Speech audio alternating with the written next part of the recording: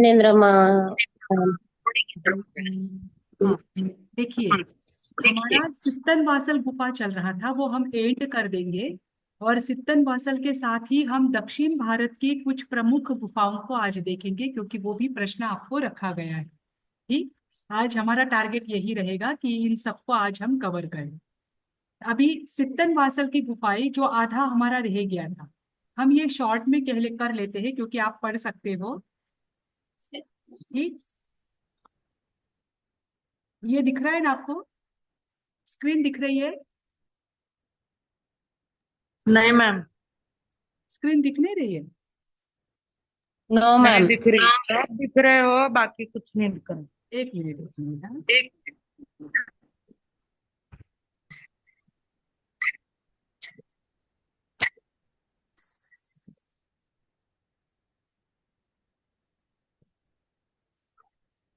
अब दिख रही है स्क्रीन?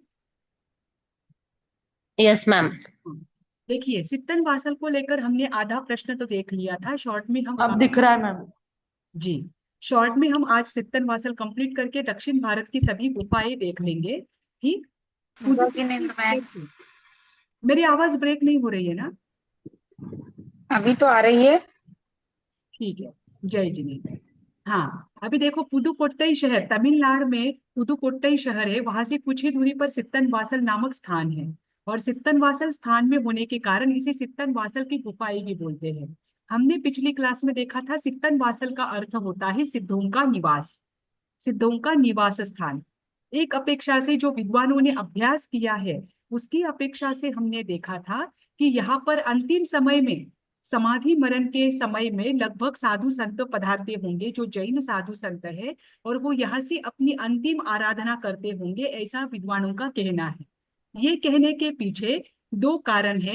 एक तो ये, जहां पर स्थित है वहां पर लोगों का आवागमन बहुत कम था, और अंतिम समय में लोगों का आवागमन ज्यादा जहां पर हो, वहां पर समाधि मरण नहीं किया जाता था। अंतिम समय में साधु जहां पर व्यवधान ना हो, वहां पर ही अपनी साधना करते थे।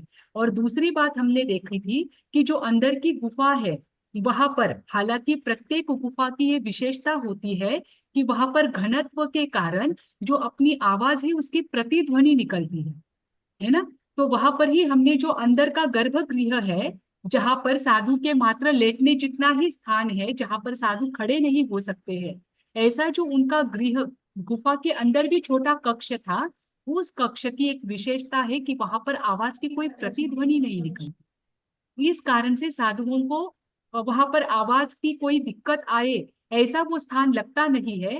ये दोनों बातों को ध्यान में रखते हुए जो जिन्होंने अध्ययन किया है यहाँ के पुरातत्वों का, उसके आधार पर उन्होंने बताया है कि जैसा उसका नाम है और जैसे यहाँ पर व्यवस्था दिखती है, उसके अनुसार ये समाधि मरण के लिए या निषेधिका के रूप में साधु इसका इस्तेमाल कर सकते हैं। पर ये जैन गुफाएं है, और आज भी इस पर किसी अन्य संप्रदाय, जैसे शैव संप्रदाय है, लिंगायत संप्रदाय है, ब्राह्मण संप्रदाय है, या बौद्ध संप्रदाय है, इन्होंने अपना आधिपत्य नहीं जमाया है। क्योंकि जब हम दक्षिण भारत की गुफाएं देखेंगे, उसमें बहुत सारी गुफाएं ऐसी है जो जैन है, लेकिन वो शैव और वैष्णव में परावर्तित हो चुकी है। तो सित्तन वासल की जो गुफा है, वो आज भी जैन के रूप में है। सित्तन वासल की एक विशेषता हमने ये भी देखी थी कि यहाँ पर ही संपूर्ण शैव और क्या कहा आपने? शैव और किसने किया? शैव, वैष्णव, ब्राह्मण और बौद्ध, यहाँ पर अच्छा। जो भित्ति चित्र है, जो यहाँ की चित्रकला है, जो पांड्या काल की मानी जाती है या उनके पहले की मानी जाती है, 6ठी 7वीं शताब्दी की, ऐसी चित्रकला संपूर्ण भारत में कहीं भी नहीं है। ना ऐसे रंगों का उपयोग है, ना ही ऐसी चित्रकला मिलती है। ठीक, इस सित्तन वासल की गुफा में जो अंदर छोटा गर्भगृह है, वहां पर 3 तीर्थंकरों की मूर्तियां मिलती है, और 7वीं शताब्दी का भित्ति चित्र चित्र मिलता है। ये हमारा हुआ है, इसीलिए मैं फास्ट लेती हूँ। इसके आगे जो सित्तन वासल की गुफाएं बनाई गई है, ये चट्टान को काट कर बनाई गई है। इसीलिए ये प्राकृतिक है। देखो, दो प्रकार की गुफाएं होती है। ये पहाड़ी पर अलग से बनाई जाने वाली गुफा भी होती है, और एक पहाड़ी की जो चट्टान है उसको बीच में से काट कर वहां पर गुफा बनाई भी होती है। तो इसे बस काट कर बनाया गया है, इस कारण से ये प्राकृतिक है। ये मानव ने इसका अलग से निर्माण नहीं किया। बस जिसका गुफा के रूप में इस्तेमाल करना है उतना ही पत्थरों को काट कर उसका गुफा के रूप में इस्तेमाल किया गया। इसमें कोई अंदर के गर्भगृह में कोई खिड़कियां नहीं है, जो कि मैंने अभी बताया था कि छोटा कमरा है, वहां पर खिड़कियां भी नहीं है और वहां पर आवाज भी नहीं जाती है। ठीक। लेकिन इस आवाज नहीं गूंजने का क्या कारण है? अगर आवाज नहीं गूंजे तो क्या समाधि मरण के समय या जो भी अगर उनकी कोई आवश्यकता हो या बुलाना चाहे तो वो आवाज नहीं जाएगी बाहर? नहीं, तो उनको आवश्यकता नहीं होती है क्योंकि अब वो समाधि मरण में है। जैसे कोई संथारा है, पादपोगमन है या एकांत में रहते हैं, साधु के साथ तो वो जो है दूसरे साधु सेवा करने वाले वो तो होते ही है, लेकिन अब उनको कोई आवश्यकता नहीं रहेगी। इस कारण से वहां पर आवाज नहीं आती है, तो ये उनका अंतिम समय का कक्ष रहा होगा, ऐसा समझा जाता ओके, ठीक। है। ठीक। हाँ, हालांकि उस गर्भगृह जो छोटा कक्ष है उसके बाहर का जो कक्ष है वहां पर प्रतिध्वनि निकलती है, हाँ, लेकिन वहां प्रतिध्वनि है तो बताया था आपने। हाँ। हाँ, उसके अंदर के इसमें नहीं निकलती है। अभी वहां पर जो पेंटिंग बताई गई है इस पुदुकोट्टई के सत्तनवासल गुफा में, वो पेंटिंग जो है वो एकमात्र तमिल की भी और पूरे भारत की भी ऐसी पेंटिंग है जो आज भी छठी सातवीं इतनी पुरानी होने के बाद भी रंगों को लिए हुए है। आपके अगले इसमें आएगा। ये अंदर का गर्भगृह है, यहाँ पर छत पर आपको धर्म चक्र आदि जो है चित्र वो भी दिखेगा।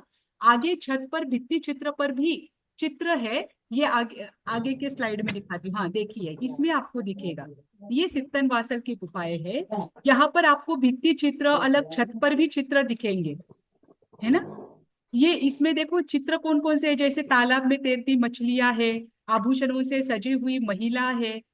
फिर मतलब इससे हमें ये भी समझ में आता है कि सातवीं शताब्दी में उस समय कैसा समाज रहा होगा, लोक की कैसी स्थिति रही होगी, उस समय के कौन से आभूषण रहे होंगे, उनका भी चित्र हमें वहां पर सामने स्पष्ट नजर आ जाता है। फिर कमल तोड़ती हुई सुंदर युवतियां आज भी दिखाई देती है। हालांकि ये इतना प्राचीन है, लगभग 2000 वर्ष पुराना ये भित्ति चित्र है। फिर भगवा वस्त्र पहना एक संत है जो कि वैष्णव परंपरा की जो है साधु, उनके भगवा वस्त्र पहनते हैं। ये भी भित्त चित्र पर हमें नजर आता है। तालाब में खेलते हुए कुछ हाथी है।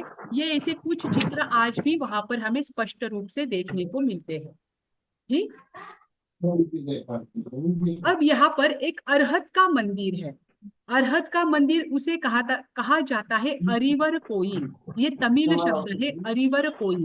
कोइल यानी मंदिर और अरिवर यानी अरहत। जो अरहतों का मंदिर है उसे अरिवर कोइल कहते हैं। ये 9वीं शताब्दी का है। उस मंदिर के ऊपर छत पर भी आपको अलग अलग प्रकार के चित्र देखने को मिलेंगे। ठीक। यहाँ पर अरहत की मूर्ति है, जिन मूर्ति है, और इस पूरे मंदिर को कहते हैं अरहत का मंदिर।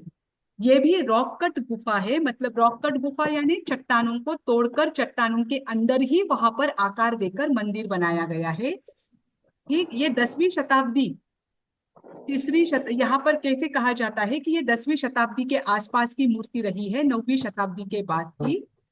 ठीक। उसके आगे हमने ये भी देखा था मेरे हिसाब से। हाँ, ये देखा था। हाँ, कि यहाँ मतलब इस काल के यानी महेंद्र वर्मन जो राजा है, पांड्या राजा जो है, उनके समय का जो शैली है, उनके समय के जो मंदिर और गुफाओं में जो शैली पाई जाती है वो मंदिर की शैली यहाँ पर भी देखने को मिलती है। उसके बाद पल्लव राजा आए। पल्लव राजा की भी कुछ शैलियों को यहाँ पर देखा जाता है। तो इस पर से ये माना जाता है कि समय समय पर जो जो राजाओं ने यहाँ पर राज्य किया है, उन्होंने इसका समय समय पर ठीक ठाक करना हो या जीर्णोद्धार करना हो, ये करने का भी कार्य हो सकता है।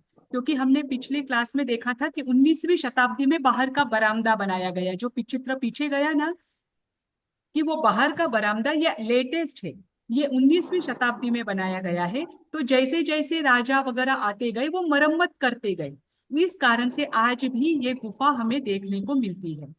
और गुफा तो प्राचीन थी। इसमें ही 9वीं शताब्दी का एक शिलालेख भी मिलता है। देखो ये गुफा का मंदिर, ये बाहरी जो इसका ये है, ये बाहरी जो स्ट्रक्चर है ये बाद में और ठीक कराया गया। ठीक। ये गुफा मंदिर है, ये पहाड़ी जो है सित्तनवासल की पहाड़ी, उसके पश्चिमी मुख पर स्थित है, यानी पश्चिम दिशा की ओर है। यहाँ पर एक विशाल बड़ी ढलान है और इसके नीचे ये गुफा मंदिर है। और ऐसा माना जाता है कि ये एकदम कोने पर होने के कारण इसको आघात पहुंच सकता है, क्योंकि ये एकदम कोने पर है, ढलान पर है। ठीक। और ये ढलान पर भी है। और दूसरी बात जो आपको बताई कि अंतिम तपश्चर्या जैसे गंभीर है, गंभीर तपश्चर्या है जो कि अंतिम समय की जाती है, उसके लिए ये गुफा मंदिर पूरी तरह से उपयुक्त है। मतलब सोचिए, इस सित्तनवासल गुफा में जो भी 3-4 गुफा मंदिर पाए जाते हैं, ये सारे के सारे अंतिम समय की साधना के लिए उपयुक्त है। ठीक। नीचे से 100 फीट की ऊपर की दूरी पर ये गुफा मंदिर है। मतलब बहुत ऊपर भी नहीं है और नीचे जमीन पर भी नहीं है। आसानी से लोग भी नहीं आ सकते हैं, और अगर साधु अंतिम समय में साधना करने के लिए जाना चाहे तो वो ऊपर जा सकता है। ठीक। इसमें आपको स्तंभ नजर आएंगे। निर्माण सरल रूप से किया है। इनकी जो शैली है, जब हम मंदिरों की शैली देखेंगे कि दक्षिण भारत में कौन सी शैली से मंदिर बनाए जाते हैं, उसमें आपको ध्यान में आएगा। हमारा अभी तक मंदिर शैली का नहीं हुआ है। बस इतना ध्यान रखना कि इसकी शैली आसान है। खम्बों से बना हुआ यह मंदिर है। जैसे स्तंभ आदि मुड़बिद्री में हमने देखे थे, ऐसे ही स्तंभ यहाँ पर भी देखने को मिलते हैं। बाहर की जो है, ये बाहर का जो बनाया गया है, ओटा मरम्मत आदि की गई है, ये 20वीं शताब्दी में की गई है। पर यहाँ पर अंदर जो है वो 9वीं शताब्दी का शिलालेख मिलता है, जो अंदर भित्ति पर उकेरा गया है। इस कारण से ये गुफा मंदिर 9वीं शताब्दी का ही माना जाता है। ठीक।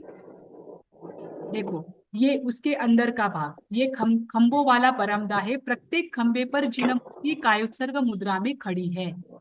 और उसके बाद भी भित्ति में उकेरी गई बाहुबली जी की मूर्ति है। बाहुबली जी की मूर्ति किस अपेक्षा से ध्यान में आता है? जैसे हर जगह श्रवण बेलगोला में बाहुबली जी की मूर्ति है जो कि बेल से ढकी हुई है, वैसे ही बेल से ढकी हुई मूर्ति होने के कारण ऐसा माना जाता है कि ये बाहुबली की मूर्ति है। और इस पूरे गुफा का जो अंदर का भाग है, इसे अर्ध मंडपम भी कहा जाता है। ठीक। इनका मानना है कि ये खंबे जो है, ये खंबे यहाँ नहीं बनाए गए। ये पुदुकोट्टई के जो राजा है, उन्होंने इसका निर्माण कुडुमिया मलाई का जो मंदिर है, वहां के जो खंडहर है वहां पर किया, या वहां से लाए गए होंगे। ऊपर जो छत है, छत पर भी क्या है, अलग अलग प्रकार की आकृतियां है, वो भी बाद में बनाई गई है, ऐसा कहा जाता है। और जो इसका मुख्य मंडप था वो पूरा खराब हो चुका था, उसकी मरम्मत बाद में की गई है। ठीक। यहाँ की चित्रकला परंपरा देखिए, ये पूरी सित्तनवासल गुफा है। अंदर पर देखिए, जहां आपको एक भी जगह खाली नहीं दिखेगी, हर जगह पर कोई ना कोई मांगलिक चिन्ह उन्होंने उकेरा हुआ ही है।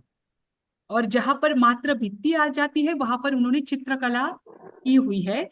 चित्रकला के लिए उन्होंने सफेद रंग का चूना, फिर काले रंग के लिए दीपक का कालापन जो होता है, दीपक जलने के बाद जो काला बनता है वो, फिर पीला और लाल रंग के लिए गेरुआ मिट्टी का इस्तेमाल किया है। हरे रंग के लिए जो टेरा आता है उसका इस्तेमाल किया गया है। ऐसे अलग अलग सफेद, काला, पीला, लाल और हरा, इन 5 रंगों में आपको ये चित्रकला देखने को मिलती है, जो कि उसी समय की नैसर्गिक और खनिज संपत्ति से बनाए हुए वो वर्ण रंग थे। और वो रंग आज भी उस चित्रकला में मौजूद है। पीला के लिए आपने क्या कहा? पीले और लाल के लिए गेरुआ। दोनों पीला और लाल दोनों ही क्या? हाँ, दोनों के लिए गेरुआ का इस्तेमाल किया गया है। तो इनसे ये चित्रकला बनाई गई है। ये दरवाजे, इस सित्तनवासल गुफा के मंदिर में जो मुख्य मंडप है, जो बीच की जगह है, यहाँ के दरवाजे वगैरह ये सब बाद में बनाए गए हैं इसकी सुरक्षा के लिए। ठीक। ये आपको लिखा हुआ दिख रहा है क्या?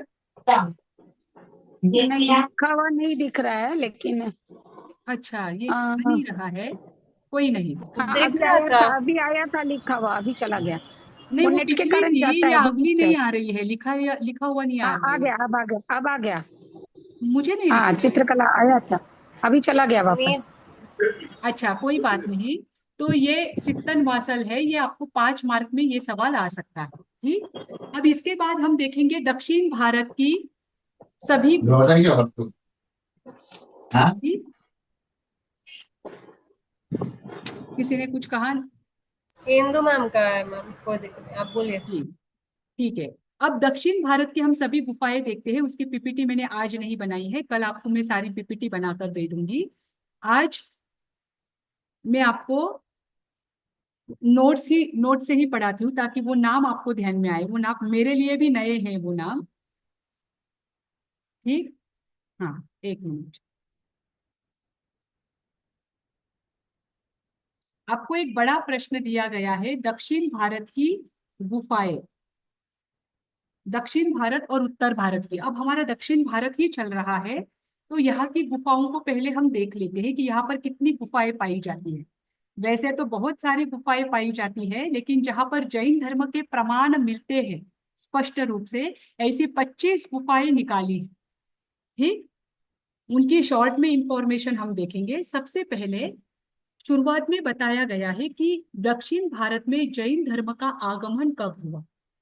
तो ये माना जाता है कि दक्षिण भारत में जैन धर्म का आगमन ईसा पूर्व की 4वीं शताब्दी में हुआ। देखो, ईसा पूर्व की 6वीं शताब्दी में भगवान महावीर का जन्म हुआ था, और भगवान महावीर के निर्वाण के पश्चात 160 वर्ष के बाद आचार्य भद्रबाहु हुए। वे आचार्य भद्रबाहु जो अंतिम श्रुत केवली थे, वे दक्षिण भारत में आए थे, और दक्षिण भारत से ही नेपाल की ओर प्रयाण करके उन्होंने महाप्राण साधना की थी, ऐसा वर्णन आता है। दूसरा दक्षिण भारत से संबंधित आचार्य भद्रबाहु का ये वर्णन आता है कि दक्षिण भारत में मौर्य सम्राट चंद्रगुप्त जो थे, उनको उन्होंने यहीं पर दीक्षित किया, और यहीं पर उनका समाधि मरण हुआ, जो कि हमने श्रवण बेलगोला के तीर्थ में देखा था। ठीक। इस कारण से आचार्य भद्रबाहु के पूर्ववर्ती जो भी आचार्य हुए, उनका कोई भी यहाँ पर प्रमाण नहीं मिलने के कारण से ये माना जाता है कि दक्षिण भारत में जैन धर्म का आगमन ईसा पूर्व की 4वीं शताब्दी में, यानी जब आचार्य भद्रबाहु थे, उस समय हुआ है। ठीक। दिगंबर परंपरा के अनुसार ईसा पूर्व लगभग 350 से 400 उस समय में वो आए थे, जब चंद्रगुप्त मौर्य थे। और उनके ही अनुसार चंद्रगुप्त का नाम उन्होंने मुनि प्रभा चंद्र रखा था, जिनका अंतिम समय भी दक्षिण भारत में ही बीता। ठीक। इसके बाद श्वेतांबर परंपरा ये मानती है कि आचार्य भद्रबाहु जो है, दक्षिण भारत में श्वेतांबर और दिगंबर, ये दोनों भी परंपराएं भद्रबाहु के समान समय में अलग अलग नहीं थी। दोनों भी परंपराएं एक रूप में एक साथ रहती थी। ये दोनों परंपराएं 6वीं शताब्दी में अलग हुई। इस कारण से श्वेतांबर परंपरा भी दक्षिण भारत में ईसा पूर्व 4वीं शताब्दी में ही आया हुआ है। ठीक। अब इसके बाद देखिए, दूसरी मान्यता ये आती है कि ये तो हुआ कर्नाटक का। दक्षिण भारत में कुल मिलाकर 4 राज्य आज गिने जाते हैं। पहले की अपेक्षा से महाराष्ट्र से सारा प्रदेश जय दक्षिण भारत में गिना जाता था, जिसे दक्षिणापथ या दंडकारण्य कहा जाता था। लेकिन अगर वर्तमान की अपेक्षा देखो, तो केरला, तमिलनाडु, कर्नाटक और आंध्र प्रदेश, इन 4 राज्यों को मिलकर दक्षिण भारत कहा जाता है। इसीलिए इन 4 राज्यों की अपेक्षा से ही हम देखेंगे कि दक्षिण भारत में कर्नाटक और तमिलनाडु, इसमें मुख्य रूप से बहुत सारी जैन गुफाएं मिलती हैं। मैम आपकी आवाज कट रही है, 2-4 बार ऐसे ही हुआ। सभी को कट रही है क्या मेरी आवाज? नहीं मैम, क्लियर है। नहीं मैम, अच्छे से आ रही है, नहीं, क्लियर ठीक है। आ रही है, नहीं थोड़ा कट सा रही। आपके यहाँ पर शायद इंटरनेट का कोई प्रॉब्लम होगा। हाँ। ठीक। वो तो भी कटते कटते पहुंचेगा। हाँ, तो इसके बाद तमिलनाडु में जैन धर्म की शुरुआत हुई विशाखाचार्य से। ऐसा दिगंबर परंपरा का मानना है कि भद्रबाहु स्वामी कर्नाटक से होकर नेपाल की ओर गए थे। उसके बाद जो विशाखाचार्य थे वो तमिलनाडु में आए। लेकिन फिर भी अगर आप इन गुफाओं को देखें, तो 600 ईस्वी के पूर्व का एक भी प्रमाण दक्षिण भारत में जैन धर्म का नहीं मिलता है। ठीक। आज हम जो भी गुफाएं ये देखेंगे, ये सारी लगभग हमें 6ठी 7वीं शताब्दी के बाद की मिलेगी, और उन्हीं गुफाओं का हम अध्ययन करेंगे। अब 6ठी शताब्दी में दक्षिण भारत में राज्य कर रहे थे सातवाहन राजवंश के राजा। ठीक, सातवाहन के बाद यहाँ पर एक मौर्य पहले थे, उसके बाद सातवाहन, चेदी वंश रहा, चेदी वंश के बाद सातवाहन की। किसी का तो भी अनम्यूट है।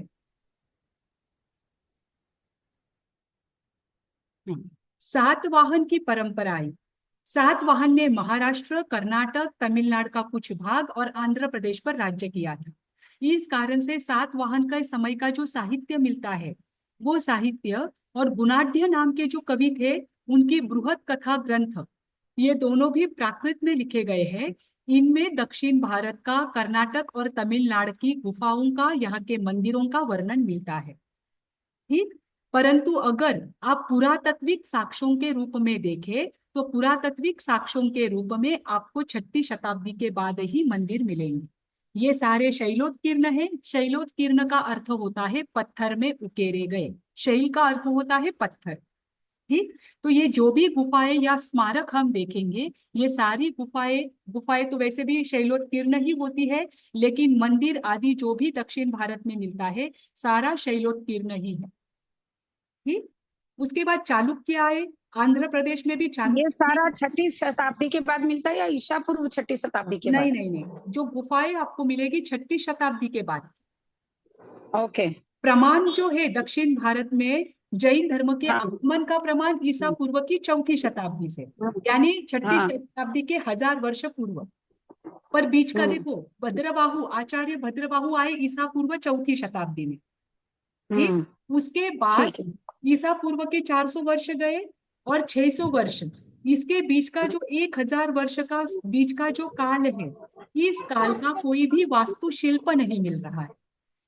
बस जो सातवाहन राजा है सिमुक, उनके ग्रंथ, उनके समय के लिखे गए साहित्य जो प्राकृत भाषा में है, और गुणाढ्य की बृहत कथा, इसमें ही दक्षिण भारत में जैन धर्म रहा हुआ है, उनके वास्तु रहे हुए ही, इसका प्रसंग आता है।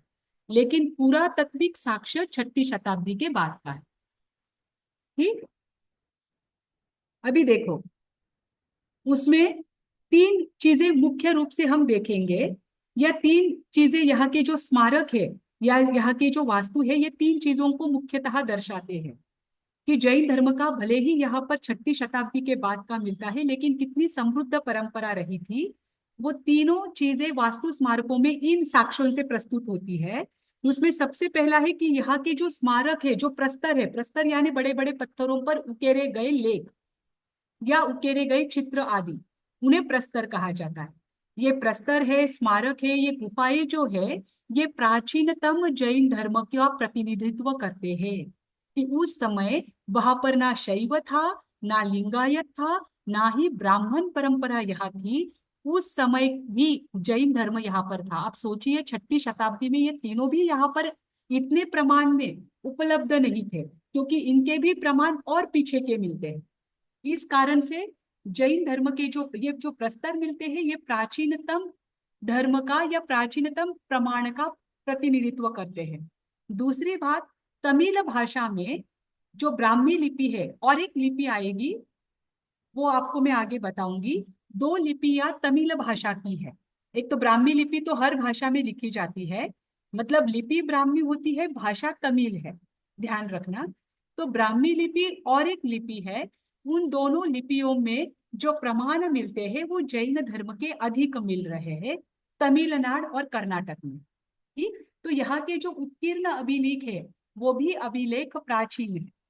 और तीसरी बात कि जैन धर्म का प्रारंभिक जो परंपरा है, या जैन धर्म का प्रारंभ जो था, वो यहाँ पर अत्यंत समृद्ध था, उसको बताने वाली ये सारी गुफाएं, ये तीनों भी साक्ष्य ये गुफाएं प्रस्तुत करती। ठीक, अभी देखिए, सबसे पहले अगर दक्षिण भारत की किन गुफाओं को हमें देखना है, वो है मदुराई की गुफाएं। ठीक, देखो ये यहाँ पर आया है, आपको स्क्रीन शेयर हो रही है?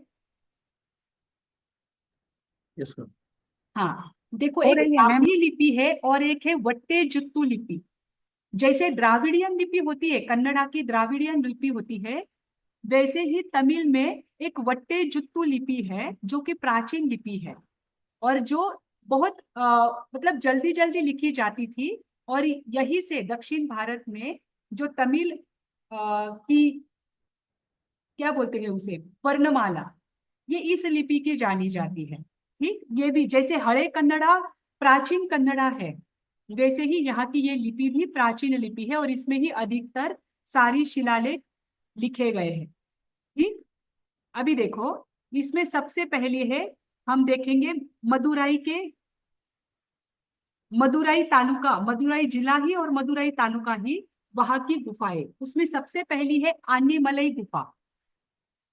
ये पहली और द्वितीय शताब्दी की तो मानी जाती है, लेकिन जैसे मैंने कहा ना कि छठी शताब्दी के बाद के प्रमाण अधिक मिलते हैं, इसीलिए इसकी समय को लेकर अभी भी कोई कंफर्म बात नहीं बताई जाती है। वो तो स्थानीय लोग कहते हैं कि ये ईसा की पहली और दूसरी शताब्दी की है। ठीक, ये वेगे नदी के समीप है, ये गुफा आपको दिख रही है। इस गुफा में तो बाकी के कोई अवशेष नहीं बचे हैं, लेकिन गुफा की जो भित्तियां है उस पर जिन मूर्तियां है। दिख रही है आपको पिक्चर में? एक मिनट, हाँ अब दिख रहा है।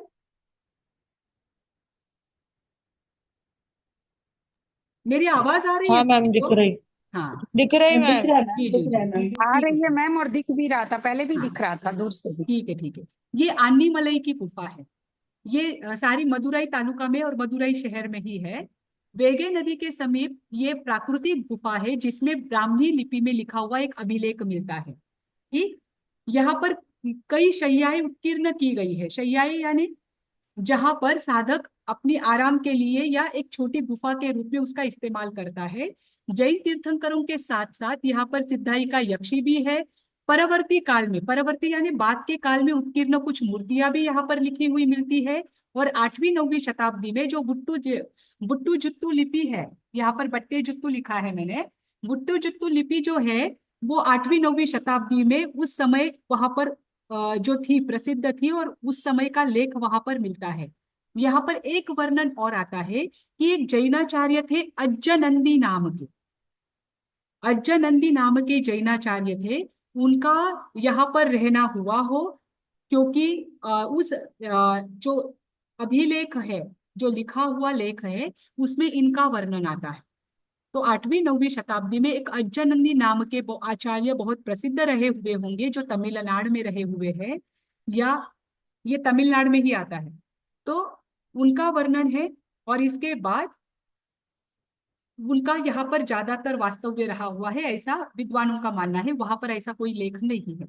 फिर उसके बाद दूसरी है अरिट्टा पट्टी।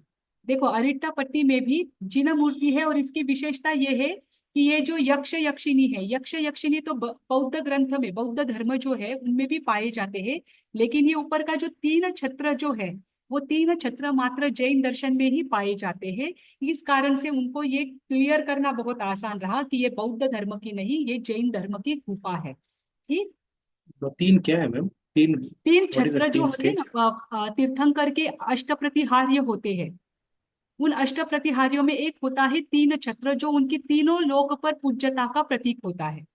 ये 3 छत्र मात्र जैन दर्शन के ही गुफाओं में मिलता है। ये बौद्ध दर्शन में कहीं पर भी इसका वर्णन नहीं आता। जैन दर्शन में भी इसका वर्णन कहाँ पर आता है? अष्ट महाप्रतिहार्यों के रूप में आता है। इस कारण से जहां पर तीर्थंकर की मूर्तियां उकेरी हुई होती है, उसके ऊपर 3 छत्र लगाए जाते हैं, ताकि ये समझे कि ये सामान्य साधु नहीं है, ये तीर्थंकर की मूर्ति है। ठीक, या सामान्य जिनकी मूर्ति नहीं है। अब देखो, अरिट्टा पट्टी को लेकर भी वहां के लोगों का ये कहना है कि ये यहाँ पर तो ये कहा जाता है कि ये ईसवी पूर्व की पहली और द्वितीय शताब्दी की ये पहाड़ियां है, या यहाँ की गुफाएं हैं। ठीक, पर अभी तक विद्वानों ने इस पर कोई एक मत नहीं दिया है। अजगर कोइल के मार्ग में जब मेल्लूर से आगे 8 किलोमीटर पर जाते हैं, तब अरेट्टा पट्टी नामक मैम ग्राम है। जी, इसके पहले का जो पैराग्राफ है ना, वो एक बार बताइए ना। एक मिनट, ये मैं आपके साथ आपके लिए ही नोट्स बनाए हैं, मैं शेयर कर दूंगी। ये पहली इसका ना, आनी मलई का। हाँ मतलब यहाँ से स्टार्ट है क्या? हाँ, ये पहली गुफा है आनीमलाई। ये मदुराई जिले के ही है, जितने जब तक जिला चेंज नहीं होता तब तक सारे मदुराई जिले में आएंगे। दूसरा है अरिट्टापट्टी। अब इसे तो कहा जाता है कि ईसा पूर्व दूसरी और पहली शताब्दी की ये है, लेकिन इसे लेकर अभी भी एक प्रॉपर मत नहीं दिया गया है। ये मेलूर से 8 किलोमीटर पर अरिट्टापट्टी नाम का गांव है। उसी गांव में ये गुफाएं है, इसीलिए इसका नाम भी अरिट्टापट्टी रखा गया है। ये वहां पर उस वो अरिट्टापट्टी नाम की जो गांव है उसकी एक पहाड़ी है, उस पहाड़ी को कजीज मलई कहा जाता है। ठीक, उसके ही पूर्वी भाग में ये गुफा है। और इसका शिला में, ये भी शिला में चट्टानों में उकेरी गई है। इस पर भी एक ब्राह्मी लिपि में एक अभिलेख मिलता है। यहाँ पर वो फोटो नहीं लिया है, ठीक है। ब्राह्मी लिपि में यहाँ पर एक अभिलेख मिलता है, और इसी अभिलेख में वापस अज्जनंदी नाम के जो आचार्य है उनका वर्णन आता है। और ऐसा पढ़ने में आया है कि यहाँ पर अज्जनंदी की मूर्ति भी है। ठीक, इसमें सबसे बड़ी बात यह है कि यहाँ पर यहाँ का जो अभिलेख है उस अभिलेख में बात क्या बताई है कि जो धूप और पानी से बचाने के लिए इस गुफा के सामने लकड़ी की जो वल्लियां है या ताड़ पत्र है, उन ताड़ पत्रों से छप्पर का निर्माण किया गया। इसका वर्णन, वो छप्पर अभी वहां पर उपलब्ध नहीं है, पर ये अभिलेख में लिखा हुआ है कि यहाँ पर जो छप्पर बनाया गया ये ताड़ पत्रों से बनाया गया, ताकि बाहर की धूप और बारिश में पानी, इन दोनों का भी गुफा में समावेश ना हो, वो अंदर ना आ सके। और अज्जनंदी की मूर्ति यहाँ पर मिलती है, ऐसा कहा गया है। तीसरा है मांगुलम। ये भी ईसा पूर्व दूसरी और तीसरी प्रथम शताब्दी का है ऐसा माना जाता है, लेकिन इसे लेकर भी अभी तक विद्वानों ने कोई विशेष कार्य नहीं किया है। ये अरिट्टापट्टी के पास में ही है।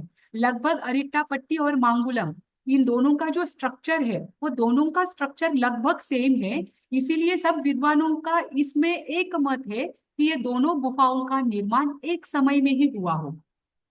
ठीक, यहाँ की भी जो पहाड़ी है उसे भी कुजुगु मलई ही कहा जाता है, जो कि ऊपर आया था।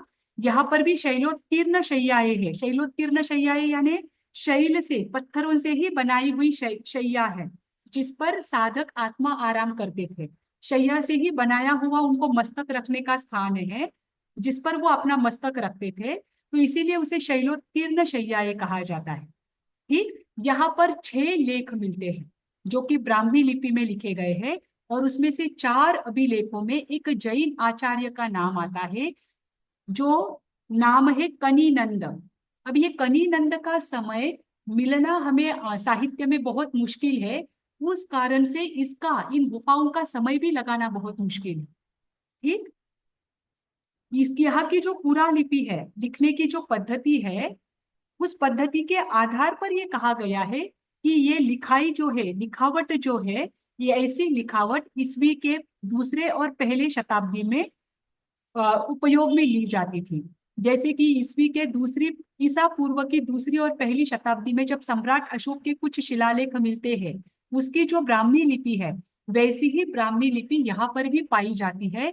और ये लिखावट लगभग सेम होने के कारण, अक्षरों का जो उसकी जो स्टाइल है वो सेम होने के कारण, लोगों का ये कहना है कि ये ईसा पूर्व द्वितीय और प्रथम शताब्दी की ये गुफा हो सकती है। ठीक, अगर ये सिद्ध होता है कि यहाँ के अभिलेख उस समय के हैं और ये गुफा उस समय की है, तो ऊपर की जो गुफा हमने देखी उसका भी समय लगभग तय हो सकता है।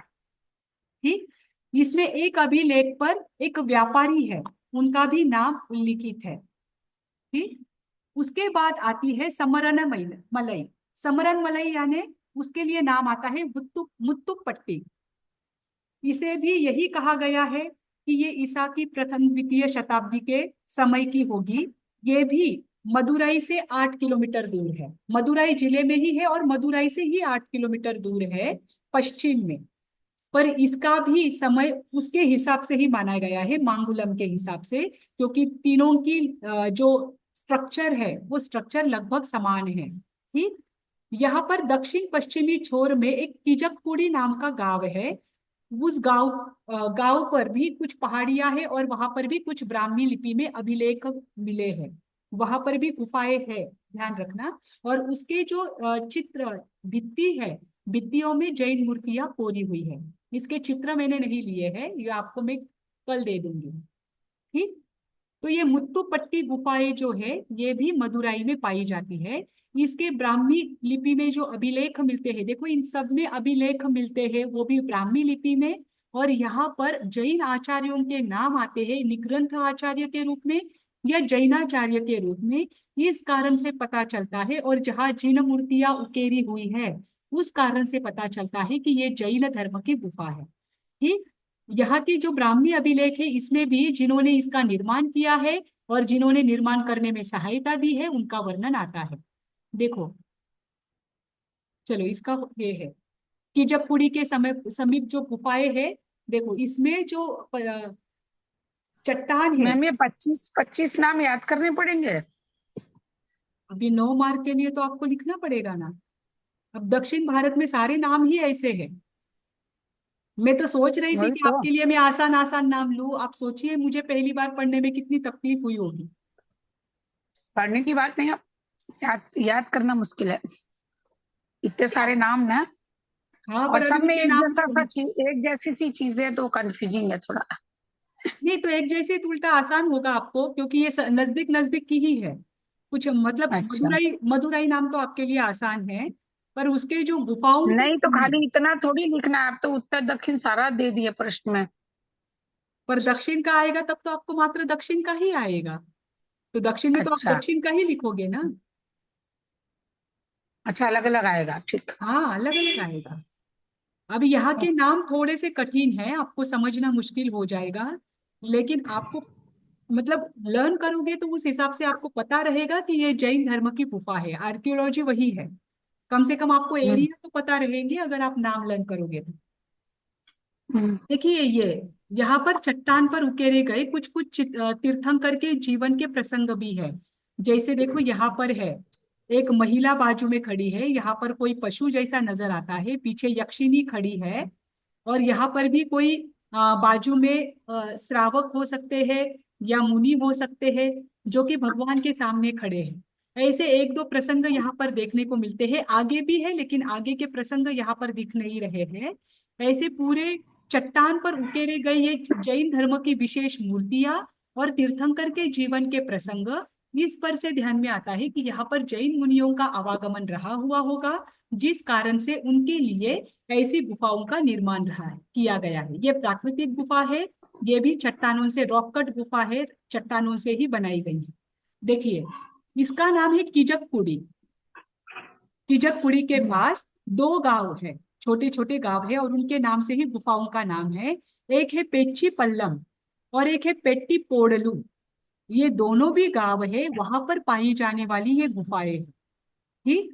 इसमें भी ब्राह्मी अभिलेख मिलता है, और उस ब्राह्मी अभिलेख में वर्णन क्या मिलता है कि गुफा की रक्षा के लिए पूर या वितान यानी पत्ते और घास फूस का उपयोग किया गया।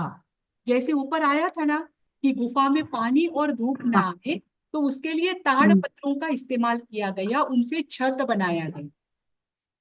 बस यहाँ पर भी आता है ब्राह्मी अभिलेख में लिखे हुए लेख में कि गुफा की रक्षा हो, इस कारण से पत्ते और घास फूस जो सूखे